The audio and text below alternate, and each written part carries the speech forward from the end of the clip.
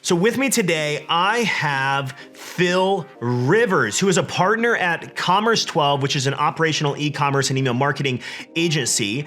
Phil is probably the most experienced from the standpoint that I have in email marketing more than anybody else. I see his ads all the time.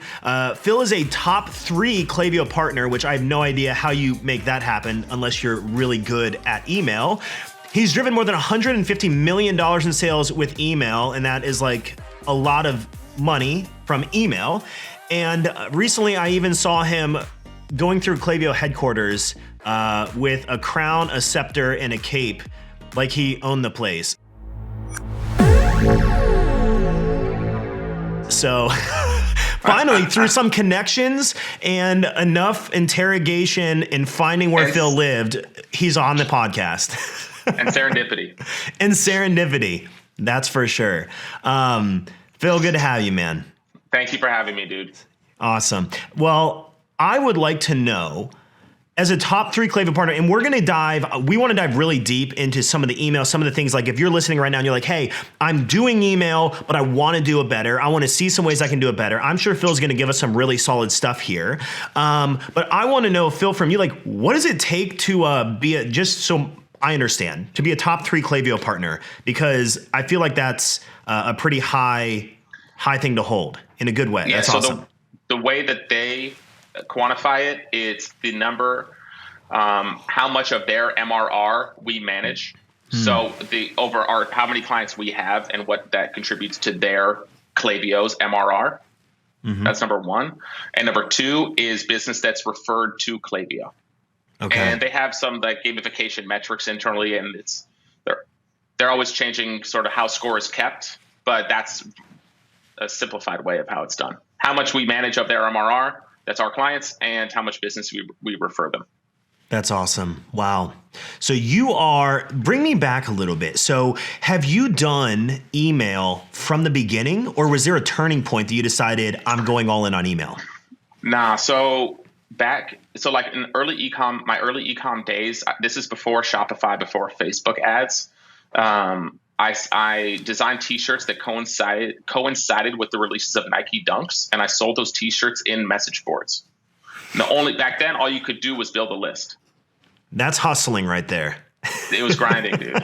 Ultimately, me and my buddy got that brand to be in like 20 stores throughout California, in addition to being in countless message boards across the depths of the internet. But all we could do back then was build a list. So I guess as sort of my maturation as a person and as a marketer, I've done other things like, design and Facebook ads and so forth. But at the end of the day, I was at a crossroads maybe in 2018 where I was sort of jack of all trades, master of none. And I was like, the path to growth really is systematizing this, picking one, and just going hard on that one thing. And email was what I knew the best at the time. And so that's why I chose email, just because I saw the matrix and I knew it would be easy for me to manufacture results for whoever my client was. And the rest is history, kind of. Wow. So you're all in. How many brands ballpark have you worked with, would you say? 400 or so, maybe. Wow. So everyone listening, whatever your niche is, Phil has probably worked in it. So I'm going to assume that whatever we cover today, I just want to set the stage, like whatever we cover, pay attention. Like I think that success leaves clues, and you have to follow those clues if you want to have a greater chance of winning. Now, what I would say is, like, Phil, from my experience, and I am not an email marketing genius. Like I have not done the level of email marketing that you've done. But what I tell all of our clients and people we work with, we live and breathe Facebook ads. And I always say, if I was to break down revenue percentages for all the e-commerce brands we've worked over the last near 10 years, I say that typically 50 to 70% on like a really aggressive high side comes from ads for new customer acquisition. But then we'll see between 20 and 40%, maybe depending on promo cycles, time of the year, and the niche, on email. So I always say that ads are usually the number 1 producer of revenue, and email is a second. And if you did nothing but those 2 things, you would win really, really big. And usually the organic and all of that is just the small miscellaneous percentages there. What kind of results do you see when you're running email in these accounts? Yeah, so I think that sort of that breakdown is pretty typical, and there's nuance, give and take, right? So like some businesses are better at media buying than others, therefore media ads will take up a bigger piece of the acquisition pie than email would, right? Generally speaking, most people aren't that talented when it comes to media buying, so I tend to see email account for, from an acquisition standpoint, in the like the 40-50% range. Again, this comes down to what's happening under the hood in the business. But I think the last thing you said is spot on. If you just do ads, you have one acquisition channel that's paid and email, you can scale to 250, 300, 400K a month just with those two things. You don't have to overcomplicate it with TikTok and Pinterest or whatever the other that other people are trying to grift right now. You just need one traffic channel and email, and you're golden. You know what? I wish I just had a big bell I could ring right here to say, holy crap, Phil has just said what I said in the last podcast was what I said. It was called the $0 to $1 million path. And all I said was you need one paid acquisition channel for new customers, and you need email. And if you just did those, you can get to $1 million. Like take everything else and put on maintenance mode or just stop doing it altogether, and you can grow to that point. So the fact that you just put it in those terms is what I just said in the last podcast, which is very validating that we see the same thing. But you actually just said numbers higher than I said. I said 0 to $1 million, easy, one paid channel, and then email. You said you can see things up to $300,000-$400,000 a month just following that.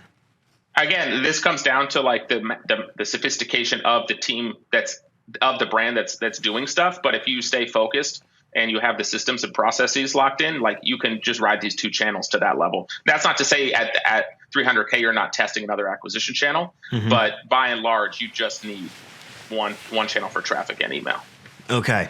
All right. Well, let's do this. So let's pretend I am listening right now. I have email. Let's say my email is producing like 9%, right? Email's producing 9%. I'm doing 10 grand a month. So I have some degree, ads are kind of working. My email is there, but it's not 30%. It's not 40%. Like you said, some of the things can get up to, just dependent. What kind of things would you do? Would you tell me I need to do to get that up?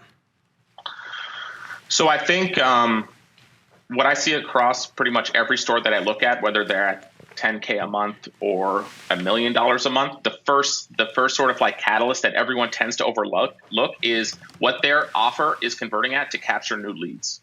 Like what the lead conversion rate is on their pop-up or whatever page they're driving traffic to, what that conversion rate is. And people tend to sort of like under index the importance of that one little thing. But if you don't get them right there, you can't email them after. So you're just beholden to Zuck and paying the retargeting impressions in perpetuity. So that one piece is so crucial and really sets up your email and potentially your SMS to drive results. If you're really focused on that one KPI of capturing as many leads as possible from all the paid and organic traffic you're already getting. So let me give you some KPIs on that. So I would say at minimum, any offer that's being run for e-com should convert meaning capture the lead at 5% minimum, with the goal of finding an offer that converts at 10% or above. And that compounds really quickly. That becomes very powerful if you're capturing 8% of all traffic as a lead every single day for 365 700, what would that be? 730 days. That's 2 years. Like your list is growing. And if you have the plumbing stuff, the campaigns and the flows in the back end done right, then that's how you really start to just manufacture these crazy results. But that's the one thing everyone misses is lead conversion rate. So pop-up, you mentioned SMS in that. Are you talking, do you usually request the email up front in that pop-up? Or do you do a two-step where it's like the email and then we also ask for the SMS after? What does that process look like? So I think it's brand dependent. So I would say like, it comes down to what's important to the brand. Generally speaking, I'll always go email first because like it's tried and true. The market broadly is accustomed to receiving marketing messaging in the modality of email, right? So there's a much higher tolerance for receiving marketing messaging in the inbox versus via text. So I always prioritize email first because it's tried and true. And SMS, there's some brands that lend themselves better to text than others, right? So for example, this one client that I had a long time ago sold cloud hosting solutions to law firms. Not the best application for text message. right? Yeah. And so like SMS is like the cool kid, but just because you can do it doesn't mean that you should. I think it really depends on the business. But 2-step, email first, SMS second is what I generally do if SMS works for them. Okay. And from from that like first offer, let's talk through like some technical stuff of it. When do you typically have that pop up? Is it after a certain scroll depth, exit intent, percentage, or time? So I would decouple exit intent and the scrolling, the percent of page view pop up. Generally speaking, I'll say 60% of page view for the pop up, and exit intent would be a separate sort of pop up altogether. Mm-hmm. Different offer. Okay. So do you do a certain, you said do you wait a certain amount of seconds before you do the initial pop-up? Again, man, I would say like generally speaking, broadly, I would just say 60% of page scroll. Oh, 60%. Okay. And again, look at like the GA in terms of like when people are bouncing, the Google Analytics in terms of like when traffic tends to bounce or the average time on site, and sort of like back into when something should be shown from a timing standpoint, like in seconds. But like all these sites are different. So I don't want to, that's why I'm apprehensive to be like, yeah, set it at 10 seconds because it doesn't widely apply, but 60% of page scroll, it does. Okay. No, that's fair. So you want to get the offer to 5%, 10% would be the ideal goal. So your list is consistently growing. What's kind of the next step from there to try to up the revenue on email side? Yeah. So if we look at it fundamentally, there's emails, there's campaigns, which are broadcasts that you can send, to anyone based on the audience that you decide to send it to. And there's these flows, which are evergreen, right? Mm-hmm. And so I just look at email as very simply those three things: the pop-up, campaigns, and flows. Mm-hmm. So the beauty about the flows is that like they're not set and forget. That's another thing that everyone misses. But once you set them up, the overwhelming majority of the traffic will go through them. So it makes it really easy to set up tests based on leading and lagging indicators and priorities that happen within the business. So from a flow standpoint, fundamentally what everyone needs, this is not rocket science. It's well documented, maybe even on your YouTube channel, but definitely on other people's YouTubes and on Google. You need a welcome flow, browse abandon, cart abandon, checkout abandon, and a new customer flow. That's like, I would say, table stakes for any brand. And dude, I see brands that are doing, again, $1 mil, $2 mil, $3 mil, $4 mil a year that are missing just some of those fundamental ones. So like, it sounds so simple, but even the big dogs miss it. But the earlier you do it, the sooner you'll start to reap the rewards. Okay. What's like a really advanced flow that you really like, or that you're like, at some point I want to get this in because we see it do really well? Yeah. So like, honestly, dude, it's not even about advanced. For me, it's really just about simplicity and consistency. Okay. And so granted, there's some nuances like within certain businesses where just like, given what they sell, the business model, like they need some stuff that's more advanced, but by and large, like the advanced trips people up more than it helps them because they get so intricate in the weeds of doing like all this little for these use cases that are like less than 1% of the overall like business. And it's just like, it doesn't even move the needle if it works. So it's like, what's the point of expending all this time and effort and money to do it when it's really more of like what's a nice way to say this? It's really more of like an ego thing. Like, I'm busy. I'm like doing this and it's complicated. Therefore, like I'm smarter, I'm good, but it doesn't actually help. It hurts more than it helps, quite frankly. So I just think it's like, the way that I look at it is like, what are the customer like life cycle stages within the business and what flows do we have there to plug holes? Okay. And maybe I phrase that improperly, maybe not advanced. Is there like a less common one that you've done that you see do well? That's like not as normal. Yeah. So I think like all just in the aggregate, what people tend to overlook, right, or where pockets of opportunity for sales are within businesses that most people don't realize is a lot of people, what they tend to do is build out all these flows to manufacture subsequent purchases, like purchase 3, 4, 5, and so on. But if they looked at their analytics, they would really see that the overwhelming majority of all opportunity for them to drive sales in the business is purchases 0 to 1 and 1 to 2. People are always looking to maximize lifetime value for purchases 3 and greater, but they don't do a good job of manufacturing 1 to 2. And you can't get to 3 unless you get to 2 first. So they're so they miss that. But again, I would say 95% of the stores that I look in, they do a terrible job at manufacturing purchase to. So then it becomes, to answer your question, the way that I look at it is, what is the entry product? Like, what's purchased first in overwhelming majority of the time, right? So what I tend to see is 20% of the SKUs make up 80% of the sales. So what's the best performing entry item that's purchased? And if they buy that X, let's call that X, what do they tend to buy second and when? That's the other thing that people overlook is like the deviation of time between purchases. So if you know that entry is X and purchase 2 is Y, and then it's just like set up a flow to manufacture the outcome of selling Y within the period of time in which most second purchases happen. Then you're playing like Minority Report. You're not leaving it up to chance. You have all these advanced flows, but you have them there to like check a box and feel good, but they're not actually driving a business outcome that is beneficial. Wow. That's really good. I've never actually thought of it from that perspective. Most people struggle to get from 0 to 1 and then from 1 to 2, let alone trying to think of like 3, 4, 5, 6 and beyond. That's really interesting. Rather bucketing LTV not as like this long thing, but rather how do we just get them to that second purchase from that first one? That's an interesting perspective. So flows, you set these up. Is there a certain period of time you wait before you decide to go back and analyze or optimize them?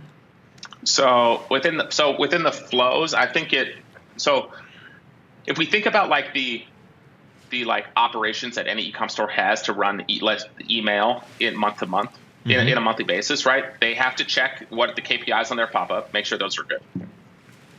They have to be sending, we can talk about campaigns, we can go into this in a second, but I would say roughly 8 campaigns a month, 2 campaigns a week on average. Okay. And then they have their flows. So if you think about the time that a brand has that is small to dedicate to doing all of those things, there's only so much they can do from a flow standpoint, month in and month out, from a testing standpoint, because they're also bogged down trying to figure out what campaigns to send and writing them, designing them, all that stuff, right? So the way that I would generally approach like testing for flows is I rattled off like 5 key ones: welcome flow, browse abandon, cart abandon, checkout abandon, and new customer. Okay. What I would look at every month is what are the engagement and disengagement metrics of not the flow itself, but it's all about the email within the flow. So it's not like how's the welcome flow performing. It's what is the contribution of all of the emails within the welcome flow. Okay. And then looking at what are all we can really affect in email is open rate and click rate. Yeah, it's tied. The click rate is tied to the placed order rate, but like once email gets the click, like its job is done. Then it's the job of the site to get them over the hump. Right. So it's an indicator, but it's not a direct indicator of like this email is good at selling or bad at selling. It's really all about the click rate. So if I'm looking at, I know this is a word salad. If I'm looking at flows, I'm looking at like, what are the highest leverage flows that I have live right now? What is my bandwidth to run a test personally, like from a time standpoint? And what is the lagging indicator of the emails that make up that flow? For example, the highest leverage flows that I tend to see are welcome flow and like abandoned cart, right? So if I see in either of those 2 flows, like let's just say hypothetically it's the second email, the click rate is sub 2%. I know that if I can get that click rate to 4% in the welcome, that's going to lead to double the clicks and double the sales. Just because I focus on that, isolating that one metric of improving the click. So it's not about doing the most tests, it's just being very sort of like self-aware of what's being tested and like the upside that it has on the business. So just being very efficient with time, smarter, not harder, I guess is what I would say. Okay. Now you mentioned 8 campaigns a month, so 2 a week. Yeah. As far as like, so cadence 2 a week, is there like a particular send days you usually do, or does it just vary by the brand? Yeah. So I would say, I say 2 campaigns a week. This is like the prerequisite here is like, what's the size of the list, right? If you're just starting out, maybe you're only the store's at 10K a month. And I use that because that's an example that you gave earlier. And the list is only 1,000 people. There's not really enough, like what I'll say, like opportunity volume in the list to send at that frequency. Right. And so I would say like, it's really when the list starts to grow in the 5, 10K range, it really makes sense to send twice a week. But beneath that, I would say once a week is sufficient. Okay. Just focus on more traffic. And what kind of from the campaign side, what kind of KPIs do you look at there? Like, do you aim for I know Klaviyo will show you dollar per recipient. Do you ever have a target around that? Yes, not really, to be honest. Sometimes I really just look at like what is the overall revenue contribution from campaigns in a given month, and I know that for any given brand, like just like if I'm auditing an account, it should be anywhere from 17 to 25%, depending on list size, frequency, AOV, what they sell, and how that product they sell is consumed. Okay, gotcha. And I'll say, so I get a ton of questions in our Facebook group and in our coaching community around like, what the heck do I send? Because people run out of ideas all the time. Like, let's say, for example, a big common one is like, if I have a single product brand, like a subscription box or something, a lot of times we're like, well, I just have the same thing over and over again. What do I send to my list? What would you say to someone with that mindset or that question? So one product store is hard because there's again, a spectrum of time in which most people, if they're going to buy. And if you only have one product, you don't have that much to position in front of them when they're in that window, but especially once they're out of the window, right? And so I think like if it is a one product store, just I think the strategy just has to be different. It's really buy or die in the case of that type of business, because so like going back to the deviation of time for a sec, what I tend to see is I would say 95% of all initial purchases take place within 28 days of the lead opting into the list. So you have 28 days to convert this customer. Otherwise, the probability of them ever converting is very, very small. Okay. So if you're a one product store, in theory, you have about a month to get these people to buy your product, in which case you don't really have a lot of LTV, I'm guessing, depending on what the underlying store sells. And so then in that case, I would say it just becomes how aggressive, I want to be very aggressive in that window of time, because if they don't buy, I'm pretty much dead in the water. Okay. So a bigger store, go ahead. Sorry to interrupt. I was going to say, so in that scenario, let's say I have a subscription box, one product. Would you recommend then building out some kind of an automation, like a flow that hits them every day for 28 days, or be more aggressive, like you said, just to say, hey, if they're not going to buy, they're not going to buy, and we need to take advantage of that window? Again, barring like the size of the store, but yes, generally speaking, I would say like I would overall not give that advice, is to build a very deep flow in the first month, because it's very rigid. But if it's a one product store and a subscription box, and every lead that you get is going down this flow, I would just optimize the heck out of that one thing, because it'll be the most efficient. Okay, that's good. Now I have answers for some people. Nice. And that's not to say don't send campaigns. Yeah. But in that instance, I would one campaign a week and just optimize the hell out of that welcome flow. Okay. And then you started to say large when you have more products or larger. Yeah, well, when you have more products, then it's more sort of like you're playing like a kind of a cat and mouse game with the audience. So I have this whole concept of like debits and credits. Okay. And what I mean by that is, with your list, like if you're always asking them to buy something directly, like it's a very direct response offer, for example, like get $10 off this product today, you like you run through the equity, or you like credit the equity in the list very, very quickly when you do that, if you're doing that all the time. So you need a way to like debit the equity account in their minds, so you're not always going super hard on the list saying buy. That's not to say you're not including CTAs, but it's just the frame of the message is, I would say, value centric rather than direct response sales centric. And so it's a mix. This 2 campaigns a week or 8 campaigns a month. It's a mix of value and direct response offers, because you're constantly you don't want to over credit or over debit at any given time. Okay. Does that make sense? Yeah, it makes a ton of sense. I'm thinking through some clients we've worked with in the past. Like we have one client that they do an email a day. So in there, they've been getting great results like forever for it. Do you have a point that you're like, hey, at this point you should start increasing the frequency of the campaigns? So I don't have a point that I can give that just like applies broadly. I think like that's where like the nuance of the business comes in. Like that account that's getting results, I would venture to guess that their click rate is actually quite low in their account for their campaigns if they're sending at the frequency of one a day.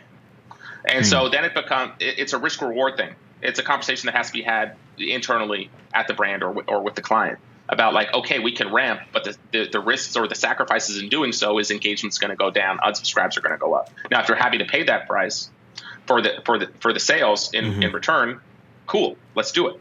But I just think that it's not as easy as just saying like, as you get bigger, ramp to a campaign a day, because there are consequences in doing so, and some people aren't willing to pay the price. You know what I mean? Yeah. So, but I see it all the time. Generally, I just like at that frequency, the engagement's going to go down because you're crediting the list hard. Okay. Yeah. It makes sense, especially when you're doing a lot of just direct response emails and not as much value integrated in that too. Okay. Now I know you have a ton of resources. I mean, I've seen trainings galore from like Facebook ads and stuff that I've seen your face on. Do you have anything like around campaigns or planning? I could have sworn I've seen things like that before that we might be able to just give somebody. Yeah, dude. So I have this like campaign resource. It's 29 campaign ideas that people could just take. But for me being in the game for so long and having done sort of like coaching and consulting and working with so many brands, I've seen that like one pain point the market has is like they don't know what to send. And so this is like an easy way to, I don't have a lot of time. I don't have resources to hire an agency necessarily. But I know I need to send emails because I listened to what Phil just said. Then it like sort of gets them started at maybe the 30 or 40 yard line as opposed to the 1. Okay, sweet. Oh, that's awesome. If your team wants to send over that URL, let's go alleypodcast.com/Phil, PHIL. So anyone who wants that, we'll just redirect that to wherever, whatever URL Phil gives us there. I'll send it to you. Awesome. Cool. So ChatGPT has obviously been blowing up. Are you guys leveraging that at all for creating email subject line ideas or content ideas? Yeah, so I would say what I'm more so using it for now is I would say avatar creation and really getting into the weeds on like what are the fears, frustrations, and aspirations of the market for the product or brand that we're selling for. Interesting. Right? From a psychological standpoint. So I would say it's a loaded. My answer is it's layered. So the first thing is like, you don't know the avatar, you can't write the copy, therefore you can't sell. So I always start with like the avatar, where's the market at and where are they coming from? And so I'll use that for ideation. And then from like a copywriting standpoint, like I have like frameworks again for copy. Like there's different types of like structural subject lines that exist, right? I didn't necessarily come up with them. They're just, they've been around a long time. And so I'll take those sort of like frameworks and I'll plug them into ChatGPT and give it sort of give it an angle or give it something so it can contextualize those subject line sort of like frameworks with what I give it to spit out some creative ideas. And so I would say I use it pretty like, I don't know, strategically, just based on like what we're trying to get out of it. But by no means what I do this or what I recommend anyone do is just like write me an email campaign for a moisturizer for men 30 to 35 in a funny tone and with this product link, because it's just going to give you the most vanilla basic output. And it's just going to suck. It's not going to do well. So I think it's about like knowing what the tool strengths and the weaknesses are and using them for that, but always critiquing what it gives you, because it tends to spit out a lot of stuff that just isn't very good. From a marketing standpoint.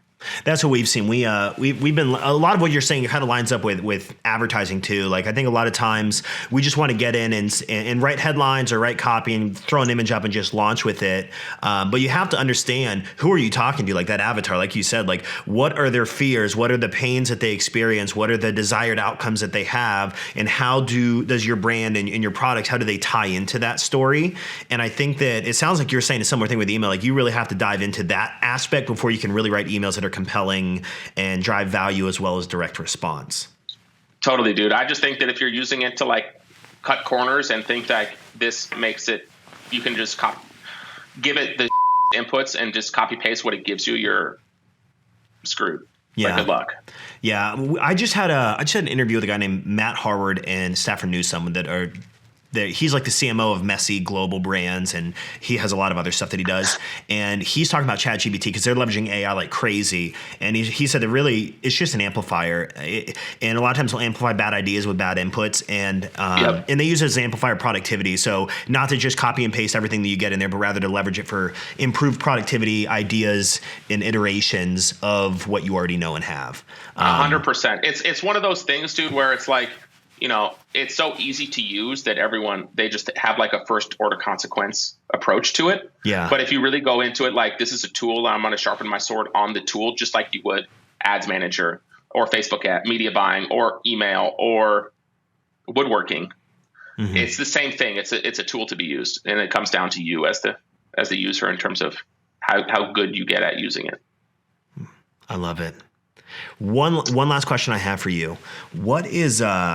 What's the largest like mistake that you see people doing, or largest thing that people do that you're like, you really shouldn't do that with email? Can I give more than one answer? Yeah, sure. Fire away. So missing out, like not paying attention to the lead conversion rate. That's huge because it sets up everything after. Like, that is systemic. Virtually everyone's making that mistake. The second is like, I'll say, great is the enemy of good enough. So one thing people don't realize is that the lifespan of an email is like maybe 8 hours. So all of the opens, clicks, and sales will come within roughly an 8 hour period after it's sent. But people laboriously spend days and weeks trying to get the email perfect, the copy, the design. They put all this effort into it, and in 8 hours it's done. So it has a shorter lifespan than an Instagram story. But people spend a month trying to make it perfect. And so much so that it causes them to send less emails, therefore less opens, less clicks, less sales. So the most important, the other biggest mistake is like not trying to be perfect and optimizing for frequency and sends as opposed to the perfect stuff, because at the end of the day, it lives for 8 hours. 12 hours later, no one remembers what you just sent anyways. Interesting how that works. So just send it. Like, that's the most important thing. And then the third would be, like, people that are using, I would say, like the template flows that Klaviyo gives you, or MailChimp, or any of these platforms, is like, again, it's not meant to be there as something that you just turn on, and there's no sort of like brand or uniqueness put into it. Like, you do that, it's sort of like in out. So it just lowers the ceiling of what it can do for you. And so if you do that and email doesn't work, it's not that email doesn't work, it's that your input sucked. Okay. So those are my three sort of like biggest mistakes. We got two sets of three here. So I do want to recap kind of what we just covered for anybody listening that was driving or not taking notes like Josh was. First thing is I had three big action items, and then 3 takeaways you just give at the end there. So number one, we need to optimize for that initial lead generation with the opt-in, with the pop-up, SMS as that second. So like overall though, we need to grow our database. A good offer is we want to get at least above 5%, but the goal would be 10% of traffic converting into that. The second thing is flows. And you just stated you don't want to just turn the templates on and just roll with copy and paste. Like, you need to take some time to improve that. And then the third thing was campaigns. 8 a month is what you're typically doing, unless the email list is really small. And if you're just getting going in that case, just get to that once a week to create a frequency, and then only increase that if the impact or the opportunity would make sense to do that. Those are the three big things that I have. Not always doing direct response emails, but also making sure you sprinkle in value-driven emails with that as well. And this is just a little side note that I thought was really interesting. That 28-day window is an interesting thing to think about. I've never actually looked at that to know that. But if anyone listening knows, like, hey, I have 28 days to really get this person to take action, it should pump up your frequency or make you really think around your customer life cycle and say, how do I make that happen, and not send once a month, and actually optimize my flows to help with that. One thing that I'll add right there is 95% of all sales take place in the first 28 days, but 85 to 90% of all sales take place in the first 7 to 10. Say that one more time for me. 95% of all initial sales take place within 28 days of opting in for a lead, someone opting into the list. But 85 to 90% of all sales take place within 7 to 10 days of opt-in. So meaning that once they get to day 10, the likelihood that they buy degrades substantially. But after day 28, it's virtually zero. Wow. So that's why the welcome flow and the browse abandon, the cart abandon are so crucial, because if you think about the user journey, someone opts in, they get the welcome flow, they get back to the site, maybe they browse and they bounce. Like, you have to have those there to pick up the sale, but you really have 10 days by and large for most companies to get that initial purchase. Wow. That's really powerful right there. I think that just shows why email is so important. I think the other angle that why I think it's so valuable too is because, like, when you're running ads and you're running ad spend behind that, and there's so many people that come to your website, they don't purchase, you lose attribution on Facebook, but they end up joining the offer, the welcome offer, whatever that is, and then email catches them. And this is just validation. Like, if you want your ads to do better, you need to really have email tightened up so your ad spend is more effective and efficient. And I see you raising your hand. I don't know. One more thing to add on that. I just want to say, like, this shit's all connected. And so, like, an analogy that I use is, like, there's Scottie Pippen, Michael Jordan, Kobe, Shaq, right? They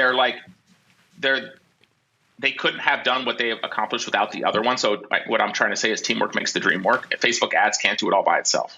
Yeah. Especially nowadays. It's not 10 years ago anymore. Yeah. Oh, the glory days, man.